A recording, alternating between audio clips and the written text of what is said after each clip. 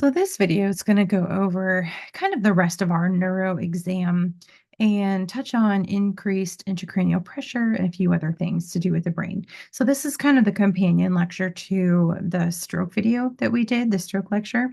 So let's go ahead and dive in. So we talked about the Glasgow Coma scale, right? And we talked about how it was a scale from 3 to 15, how even my water bottle, right, has a GCS of 3 all the way to 15. We're going to break it down a little bit further here, and we're going to talk about the motor response. Now, if you look in your book on chapter 42, table 42.1, it does go over some of those terminology definitions for the levels of consciousness, but it also does break down brain and motor function. So if we look at our GCS, right? So if we look at our Glasgow Coma Scale, which I can show you right here, we've got our criterion and we've got our points, right? So we've got our scoring. So this is what we're going to look at. So if we're going to do this effectively, I want us to understand what that means. So if we score a 6 on our motor response, that means that the person is responding to commands with purposeful movement, meaning can you move your arm? Can you move your leg? They are able to do it on command. If we score it a 5, that means that they are responding to painful stimuli, meaning painful stimuli is, am I pressing down on the nail bed? Am I using my knuckles on the sternum, right? Am I pinching somewhere that is causing some pain? And in localizing pain, the person is going to reach toward it in an attempt to stop, right? So if I'm using my knuckles as a sternal rub and someone reaches up to try to move my hand, that is localizing pain. They understand where it's coming from. They're trying to stop it. A score of 4 is a withdrawal from pain, right? So that is where if I pinch, right, your finger, instead of you reaching over to stop me from doing it, you try to withdraw from it and you try to pull away. So that is withdrawal. Those are all three things that we would expect at some point. Our other three are going to be our abnormals. So we are going to talk about two different types of posturing, right? So abnormal flexion is when we're going toward the core. So that's our decorticate. That is where we are flexing in. So everything is going to turn in. Now, they may be looking okay on the cot or okay in the bed, but at the application of painful stimuli, they are going to posture right toward the core.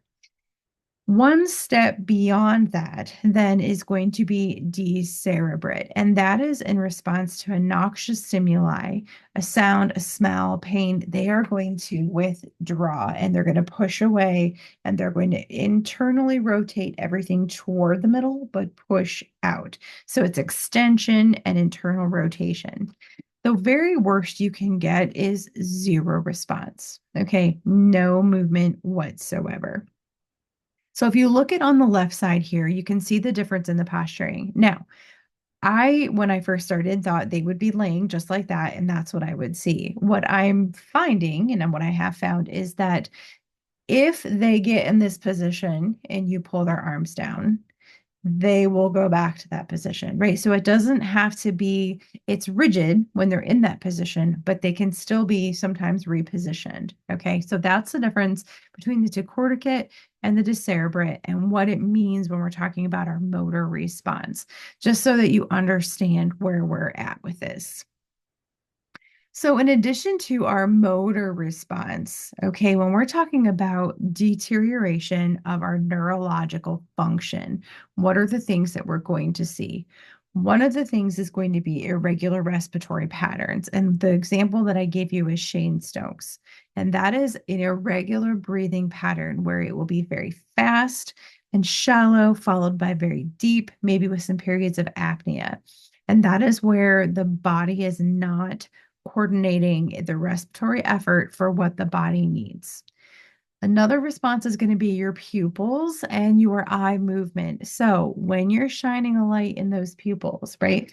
When you're coming across this way and then you're coming across this way, are they responding correctly? Are they both constricting and dilating briskly? Is the shape the same? Has the shape gone from a circle to an oval? Is one completely fixed and dilated, meaning it's wide and it's not responding at all?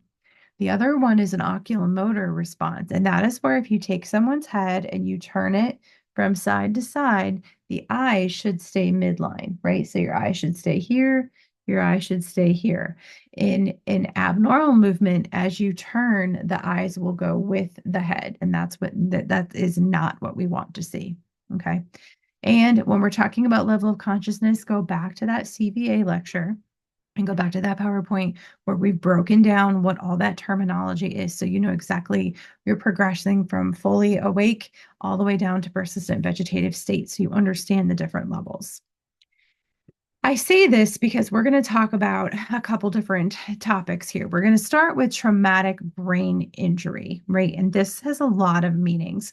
It's an injury to the skull, scalp, or brain. And why we need to talk about it is this is becoming the leading cause of death and disability when you're talking from kiddos up to a little beyond our 40s, right? So, and what that means is we are now finding disabilities in thinking, movement, feeling, emotions. Yes, I did write sensation twice, so I did make a mistake on that PowerPoint. But yes, all these different things we are finding as a reaction to a disability caused by a TBI.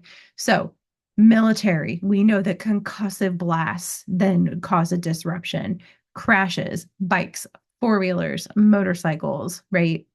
Falls in our population that's over 65, 75, when they're falling, hitting their head, some type of violence, gunshot, stabbing, blunt force trauma, sports injuries. Okay. So all of these things are happening and they are causing us to have this be a surge in our traumatic brain injuries. At least half of them are involving drugs and alcohol. So these are sometimes a result of fluke things, and sometimes they are a cause and effect. When we're looking at the mechanism of injury, right, there's different things. So one is a contact. And again, that's you're hit by a moving object, right? The kid walks in the batter's box and gets hit in the head by the bat. Okay. Also could be something that is more violent, but we're going to stick with that. An acceleration deceleration injury. And this is where you hit something with the front, right? And since your brain is suspended and your brain is a jelly-like consistency, it's very loose inside that little brain helmet of a skull, and it's free floating in there. So many times when you go, think of when you slam on the brakes and then your body goes back, right? Or you're riding the roller coaster that shoots you out and then it stops, right? So where your brain initially hits with the point of impact. So when your head goes forward, right, your brain is going to hit the front. But if your head also goes forward and slings back, your brain is quickly going to decelerate the other way. So you have what's called a coup and a counter coup injury, right? Both sides of the brain are being affected by one injury. Okay. Also, we have some compression and tension, right? So squeezing forces. And then we also have rotational forces. So if you whip your head from side to side, not only can it go back and forth, it can also go side to side. Okay. So we're going to watch a video that is going to explain how this happens. I will tell you it's a little bit graphic. It's animated, but still it shows a little bit of back and forth. Okay, just to kind of give you an idea of what we're talking about with these injuries. The brain is the most complex part of the human body. 3-pound organ is the seat of intelligence, database of memories, interpreter of the senses, and the director of all movement. Lying in its bony shell and washed by protective fluid, the brain is also the most fragile organ in the body, with the same texture and consistency as gelatin. Within the brain are over 100 billion nerve cells, called neurons, sending electrical and chemical signals to and from the body. Each neuron has a cell body, a long nerve fiber called an axon, and projections of the cell body called dendrites. Dendrites extend out from the cell body to receive messages from other nerve cells. Axons in the brain connect neurons with each other, which in turn provide extensive interconnections with other brain areas. Because the brain and its nerve cells are so fragile, sudden, rapid movements of the head can cause injuries. During one such injury, called coup contre coup or acceleration deceleration injury, the brain bounces back and forth against the bony interior wall of the skull. In high speed coup contre coup injuries, the impact may be violent enough to cause swelling and bruising of the brain tissue, called a contusion. However, in cases involving low-speed coup contre coup injuries, the resulting damage may not be visible to the naked eye. As the brain moves back and forth within the skull, areas of varying density in the brain slide over each other at different speeds. Axons crossing these junctions experience tremendous shearing forces, causing them to stretch and tear from the cell body. This event is called axonal shearing or diffuse axonal injury. Brain damage can continue to occur for hours or days after the initial injury.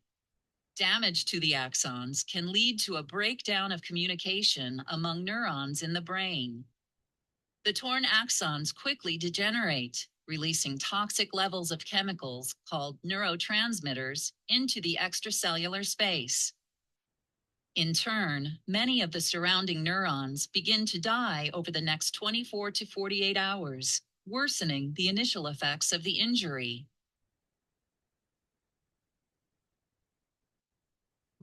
Mild to moderate cases of diffuse axonal injury, or DAI, may result in symptoms such as brief loss of consciousness, impaired long-term memory, reduced problem-solving ability, lower social inhibition, and problems with attention and perception. Severe cases of diffuse axonal injury may result in coma or a persistent vegetative state. In the United States, over 1 million cases of mild traumatic brain injuries, including diffuse axonal injury, are reported each year. Of this number, over 300,000 patients suffer long-term effects from the damage. Computed tomography, or CT, and magnetic resonance imaging, or MRI, are tests that can be performed to check for mild traumatic brain injury. The results of these tests usually show a normal reading. Therefore, doctors must rely on patient history and a clinical exam to diagnose mild traumatic brain injury. So some of that sounds very much like stroke, which is we're basing it off of symptom, not necessarily off of what we're seeing in our diagnostics, right? So what do we do if we suspect that there is some type of an injury? Well, I'm glad you asked. So if you look in your book on table 42.7 and 42.8, it is going to actually break down what our symptoms are, what the manifestations are of these brain injuries, and they rank them as far as severity. Okay, so take a look at those. So 42.7, 42.8, and we'll reference them here going forward. I just want to touch on three things. Just if for some reason, in addition to the brain being injured, if we have an issue with the skull, okay, sometimes we see a brain issue and the skull is intact, and other times there's not. So, in 75% of trauma to our cranium, right, to our head, it results from a large impact, and we can actually get a break or a fissure, fracture in the skull itself. Okay. If there is no uh, bleeding underneath that injury, right? And if it does not, there's no thing that's displaced or there's nothing that's shearing off an artery, then usually it heals well on its own. We talked a little bit about hematomas. We talked about hemorrhage. And we talked about the different types of strokes. So if there is bleeding in there, then obviously we're concerned. But most of the time, it ends up being okay. This is where it gets a little more challenging. If we have an indent into the skull, right? We have a depression fracture or compound fracture. We call these ping pong fractures, where you can actually look where something kind of like popped in and pushed right? We know that skull fragments can then go in. So not only do you have a coup counter coup shearing force, the brain is sliding back and forth, but you may actually have actual physical fragments that are then compressing and causing damage to the brain as it's being shaked around. Here's another one that I want you to think about. And so this is a basilar skull fracture. So we're talking at the base of the neck here, the base of the brain in the back. And if for some reason you are looking at your patient who presents with some type of a head injury, and you are seeing these three distinct signs. One is called raccoon eyes, right? So basically bilateral black eyes. One is called a battle sign, which is ecchymosis or bruising over that mastoid bone right behind the ear, or a halo sign. And we mentioned this when we talked about removing that pituitary adenoma when we did the transnasal hypobisectomy, where if there's any drainage from the nose, we would need to check it on a piece of gauze. We need to look for, as it dries, a glucose ring. That's the exact same thing here. So it can happen if we're having a surgery in the brain, there's a disruption in the dura, but it can also happen from a skull fracture that then has cracked open and is allowing leakage of that cerebral spinal fluid through the ear or through the nose. So again, these are three things that if they're presenting with a head injury and you see ping pong fracture, if you see on x-ray or CAT scan a linear fracture, or you see a basilar skull fracture, these compound what we're talking about with our traumatic brain injury, right? This is a skull fracture. But when we talk about the actual brain itself, so we have two different categories. The first one we're going to look at is a focal injury, and this is damage at the point of impact. And then we've got that rebound effect where we've got the swelling, we've got the toxin release that then spreads. So we start to break these down from least to worst, I guess, if you want to call it. We have a contusion, and that is the bruising, that is the impact where the brain has hit the skull and actually causes a bruise on the brain surface. We could have something called an epidural hematoma. And again, we're building on what we did from the stroke lecture. And that is where we have some bleeding and an ultimate collection of blood that causes a clot between the dura and the skull. And again, that is what happens when we've got a fracture, we've got a shearing that tears an artery and causes that bleeding. So the most common place we're going to find that is the temporal bone. If we have a subdural hematoma, and that's where we have between the dura and the arachnoid matter, this is more common and it happens anywhere, right? We can see it acute and we can see it up to 48 hours after an injury. Then we have our intracerebellar, right? This is directly within the brain. When we talk about a hemorrhage, we're talking about the most common areas are frontal or temporal, but that's where we're going to have actual bleeding directly into the brain tissue. Now, if we don't have necessarily a focal injury, right? I was running, I fell, I smacked my head on the wall, right? If it is more of a diffuse, where this is that diffuse axonal injury. So this is a generalized shaking, concussion, blast, something that came multi-directional or caused the brain to move in multiple places. So sometimes this even includes rotational, where the brain will kind of spin back and forth and rotational forces. So when we talk about a mild concussion, we're talking about the football player that like hit the ground, right? Or got collided. Even though there was maybe a direct impact, there was a violent shaking that momentarily scrambled everything. A lot of times we have a brief loss of consciousness, and we've got some amnesia or some memory loss, either antegrade or retrograde, before the incident happened or after, sometimes both, and they're not real sure what's happening. They tend to repeat themselves quite a bit. That is our disruption of that brain function that needs to reorient itself. If we have a cerebral concussion, this is a huge impact, right? This is a huge disconnect from the actual cerebellum to the brainstem. This is a loss of consciousness that we're talking 6 hours, right? Up to 6 hours. We've got a lot of amnesia. Maybe we see the contusion on CAT scan, and then we've got some symptoms. So, or concussion symptoms. We maybe had a seizure, maybe had some respiratory arrest or bradycardia, some low blood pressure, and then because of this, we end up with a post-concussive syndrome. Okay. So I don't know if any of you watch football, but if you really want to do a deep dive, the quarterback for Miami Dolphins names is Tua Tagovailoa, and he has had multiple concussions. And there's been a lot of speculation in the media because his concussions are not mild concussions. He now is at the point where he gets hit, his body actually postures. You actually see him doing some posturing. You actually see him, looks like a seizure type motion. So his brain has suffered enough injury that he is having these immediate loss of consciousness with posturing syndrome. So if you go in and look and see what I'm talking about, you can see the difference between a mild concussion and what we're considering the cerebral concussion.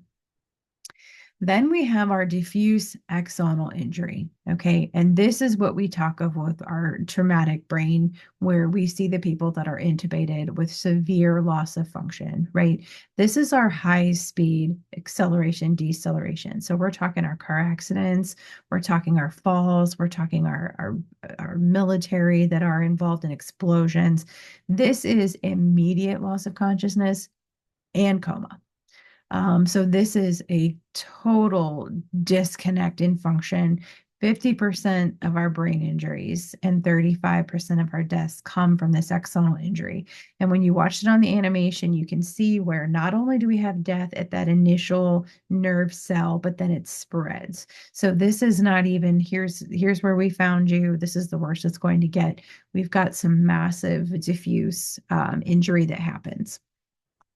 So, how do we prevent this from happening, right? Helmets, seat belts. If we're talking about violence, putting up our firearms, making sure that we are safe. We're not driving drunk. We are not driving at a high rate of speed. We are not doing dares and daredevil type things. In our older population, we are really paying attention to our fall risk. Our patients that have their anticoagulants over 65, we know so many of them are on anticoagulants. Also, their dura is fixed to their skull, which just allows a more solid lining of the brain, which there's less elasticity there, which causes more problem when they do have a TBA. Okay. When you have a TBI, clients are normally going to have to go to the ICU. Okay. If it's a mild concussion, this is our, soccer player who headed the ball wrong or something, right? They're going to observe them in the ER. If they did have a loss of consciousness that was for more than 2 minutes or so, they may admit him overnight for observation. In our patients with our axonal injuries, our cerebral concussions, these are our patients that we have to admit. Most of the time, we're going to send them to the ICU and we're going to do some really careful monitoring, right? We want to make sure that we keep their blood pressure high because we want to perfuse our brain. We may even institute some hypertonic saline in anticipation of cerebral edema. We're going to look at our ABCs. We're going to monitor our intracranial pressure.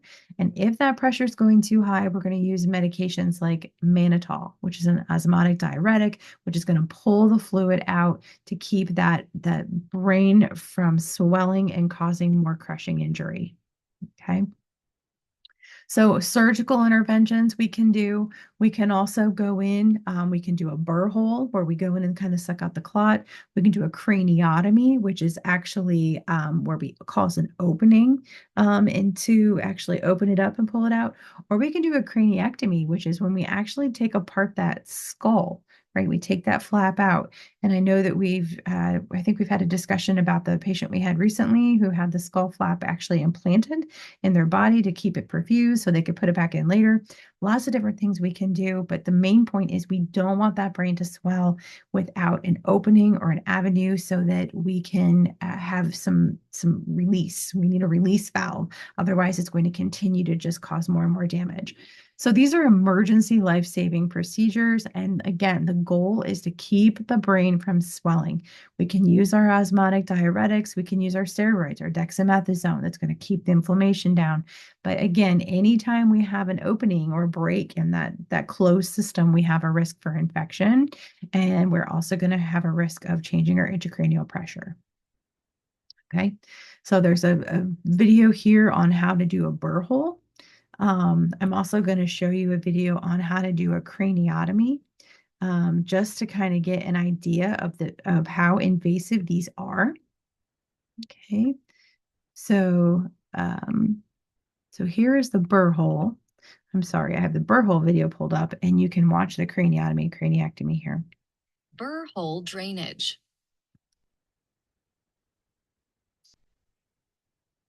This surgery makes one or more small holes in your skull. It helps relieve excess pressure from a buildup of fluid or blood.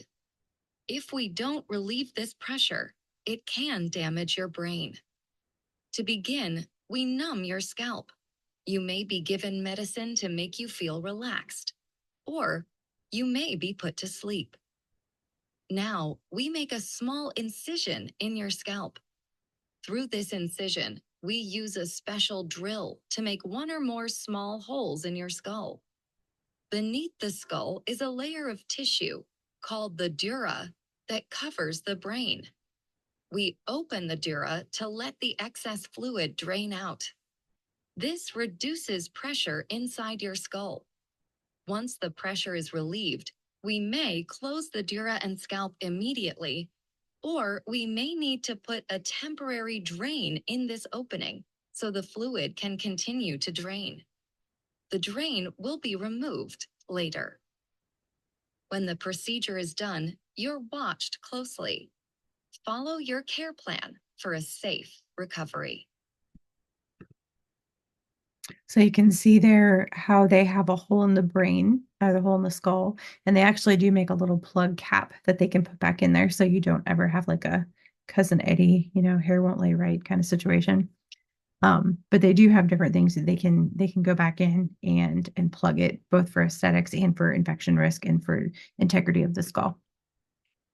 So talking about the intracranial pressure, right? So this is the pressure in the brain, but it also has to do with the cerebral spinal fluid. So a normal pressure is anywhere from 5 to 15. And we can monitor this different ways. We can actually put a little screw in the top. We could put a little catheter down in the ventricle. We could put a different sensor in. But we know that if you have a brain injury, a traumatic brain injury, you have a risk to have that pressure increase. Okay. So the first thing we're going to make sure we do is not overhydrate. We're not going to do a ton of rapid fluids because we know that is going to help contribute to the problem, right? It's going to make everything a little bit more full, and that fluid can then go into the brain as well. So monitoring your intracranial pressure. So here are the signs of increased intracranial pressure. So ICP. So we're going to start with our Glasgow Coma Scale, our level of consciousness, and our pupil reactions, right? We know that that's part of every neuro assessment. One of the differences with increased intracranial pressure is that we see bradycardia and we see breathing pattern changes. So lower heart rate, we're going to start with a little bit slowing of breathing, but then as the pressure increases, it's going to increase. We're going to see early indicators before we see anything that goes on with our changing in vital signs: vomiting, headache, changes in your level of consciousness, changes, some confusion. We're going to see those changes first, right? And we don't want to get to there where we have it heads to a code situation from that increased intracranial pressure. We're going to make sure that their temperature stays regulated because we know that as the body becomes more warm, as we have a fever, it does increase. We're going to watch for things like seizures, okay? And it doesn't have to be a full grand mal seizure. It could be an absent seizure. It can be a simple partial focal, right? It can just be one portion of the body. And we're going to really watch if we're using mannitol. We're going to watch to make sure that our blood pressure stays good, because even though we do want a lower pressure, we still want to make sure that we have a systolic of about 90 because we need to perfuse that brain, right? So, if you are caring for a patient that has an increased intracranial pressure, this slide right here, I want you to keep in your brain and memorize. There's something called the Cushing's triad. And no, this has nothing to do with Cushing's syndrome. This is Cushing's triad. This is a late sign that there is impending brain herniation, meaning this is your body's last ditch effort to demonstrate that it is about to all go down, right? And by herniate, we mean your two ventricles in the brain, the pressure is so high, it's going to actually start shoving your ventricles down towards your brain stem, right? And this is life threatening. This is an absolute medical emergency.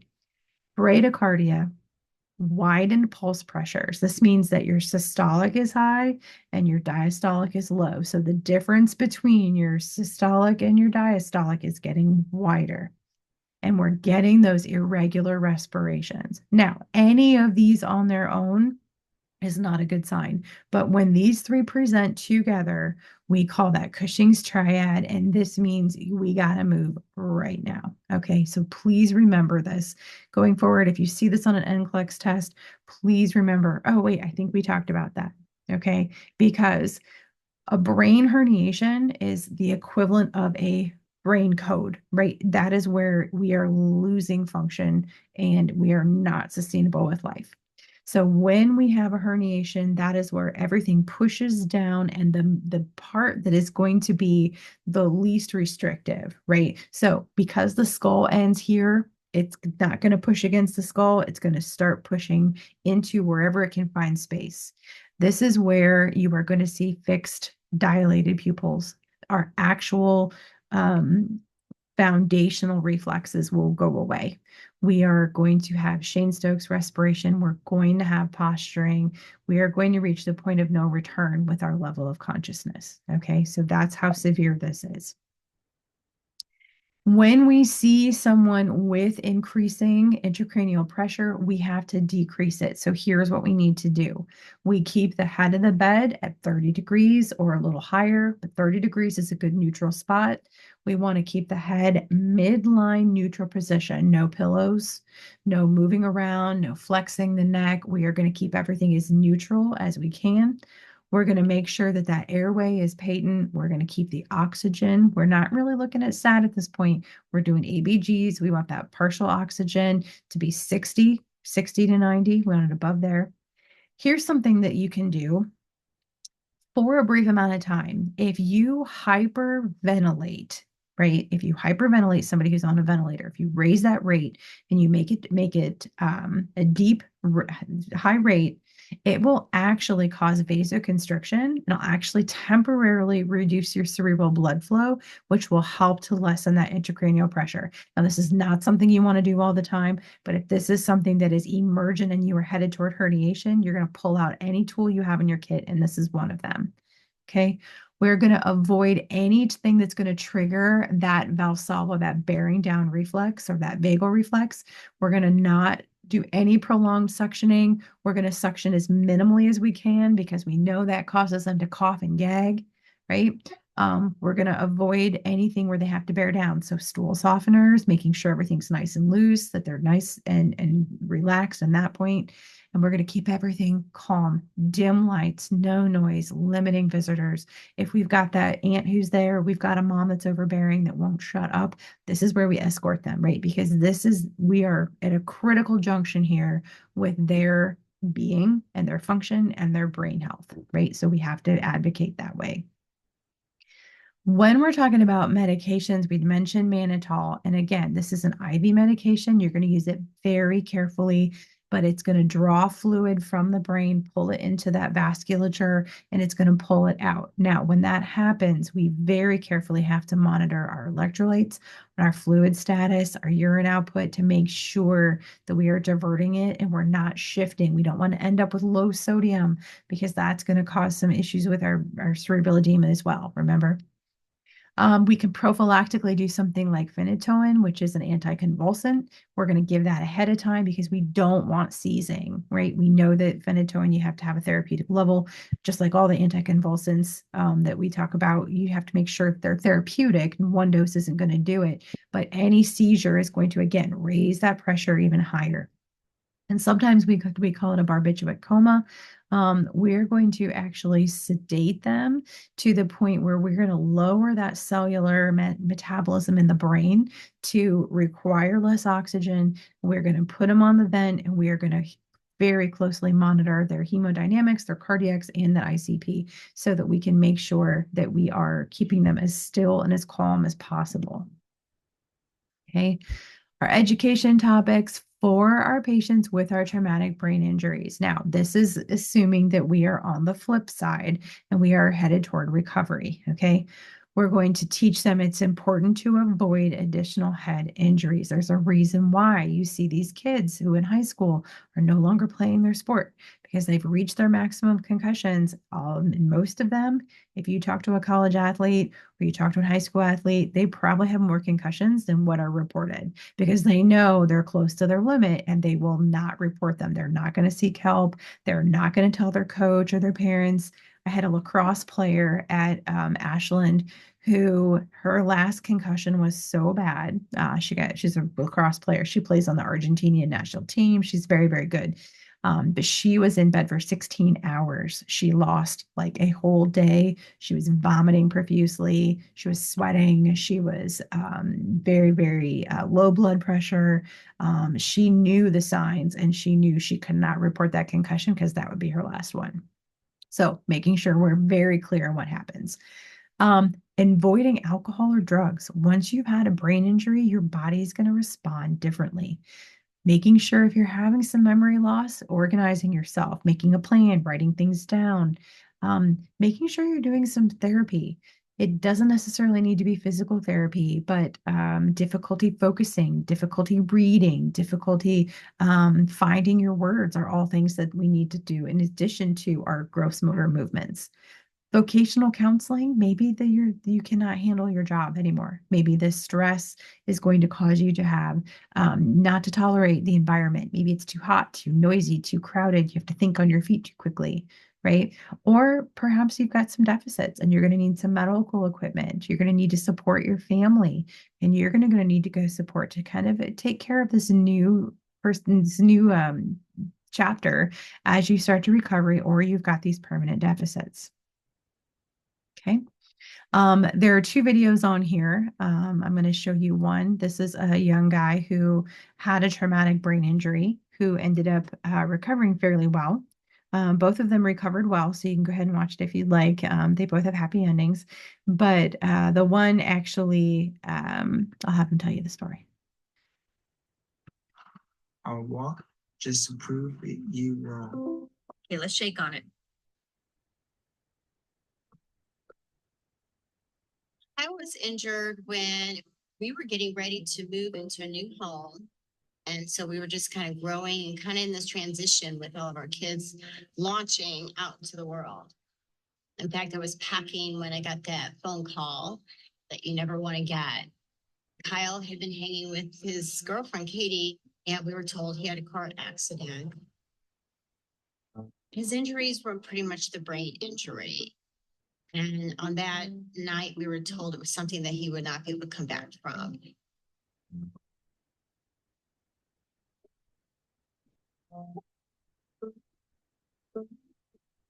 I wanted him to be in a place where I could feel like I could trust the people there and build relationships because I felt it was so important that they knew my son because he was my baby. Even though he's this big 25-year-old, I felt I needed to protect him.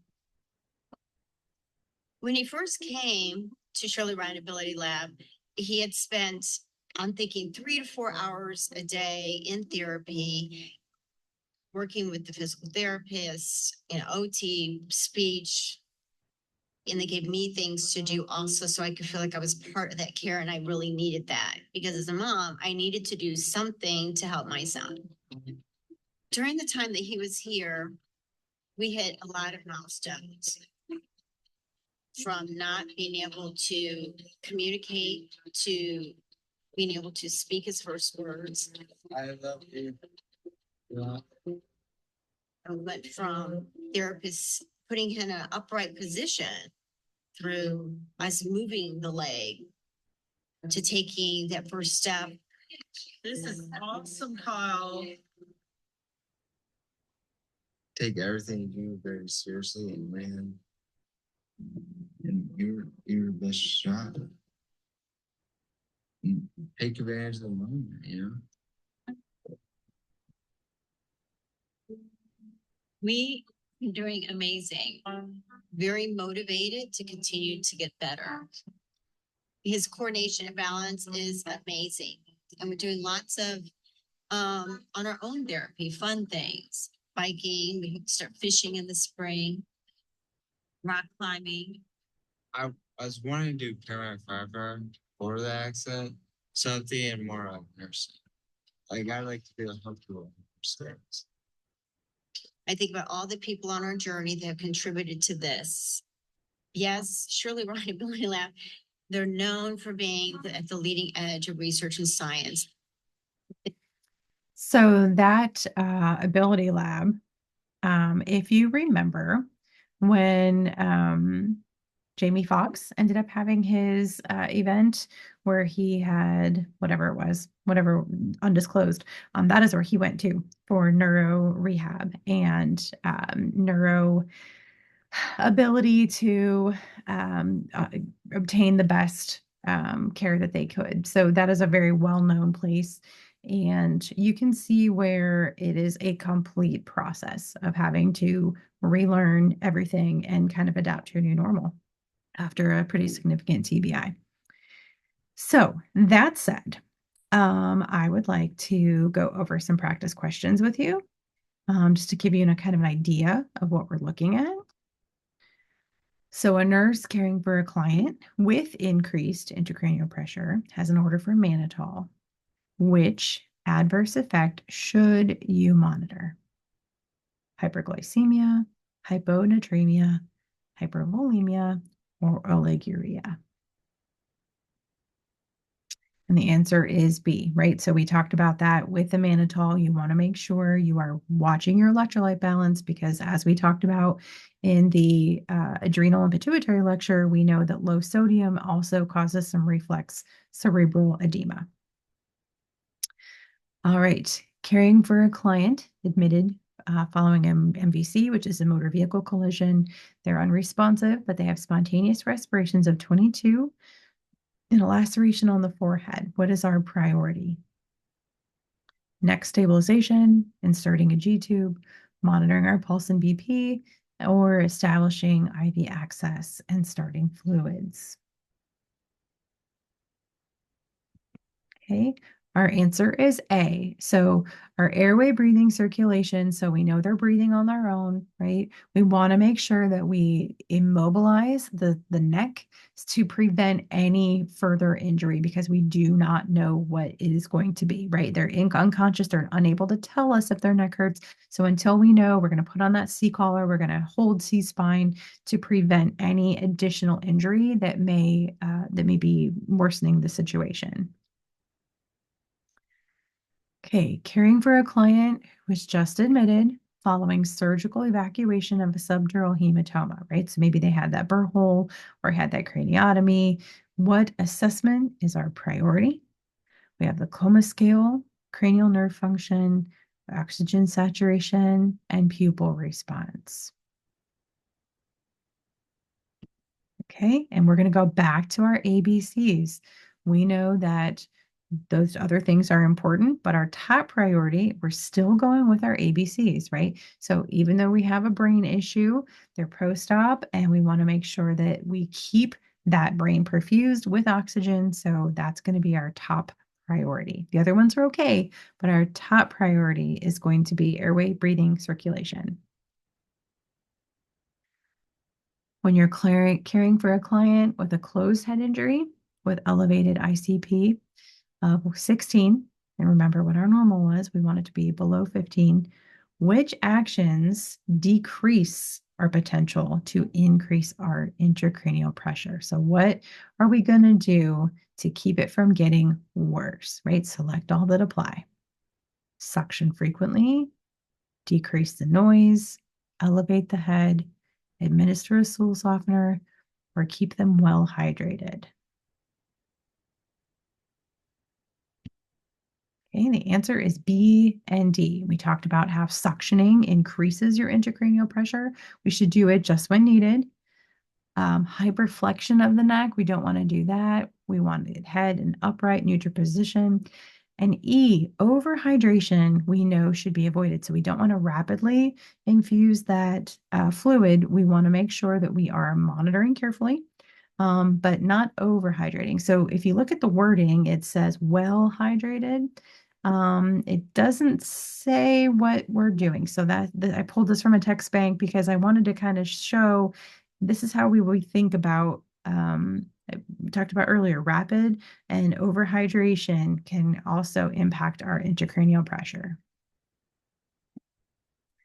When you're doing an admission assessment on a client with a gunshot wound, right, GSW to the head, what indicate intracranial pressure that is elevated?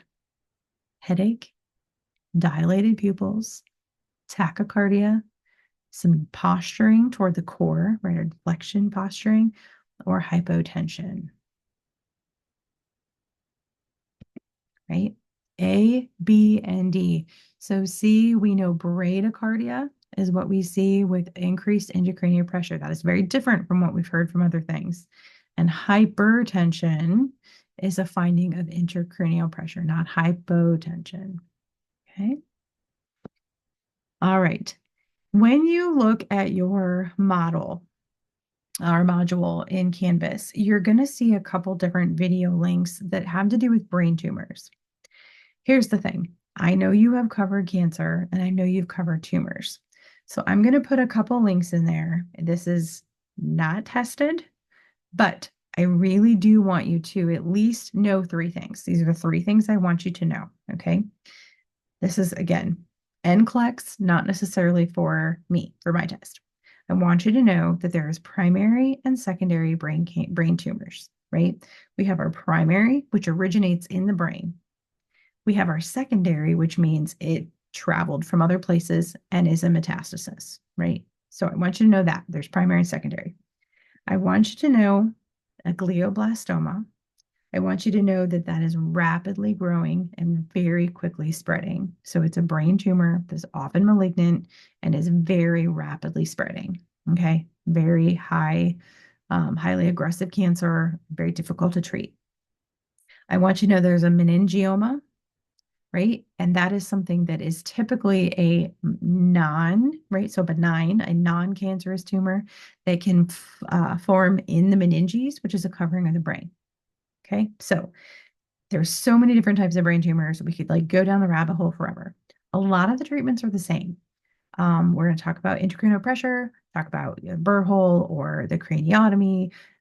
We've already talked about cancer with radiation and chemotherapy, but primary versus secondary, what a glioma is, what a meningioma is. If you really want to get fancy, the neuroblastoma is the most common cancer in children, right? And we'll talk about that a little bit in peds. I don't want to overwhelm you. I don't want you to have a ton of other things in your brain, but I do want you, if you have time, to go ahead and click those links for your own knowledge, right? When you go to take your NCLEX, when you go to take your Kaplan, just to kind of help put the pieces together. If what I'm telling you is like, yep, I know that. I already had brain tumors. We talked about it before. Perfect. If those are all brand new information to you, go ahead and read through your book. There is a section on brain tumors that's wedged really nicely right after our TBI section. So just glance through it, right? Just be knowledge seeking. And if that's not something that you know, please go ahead and take a look. I wish you well. And hopefully this material, you will go back, you'll look in your book, you'll take some notes based on those charts that are in there, and really have a good understanding of the neurosystem.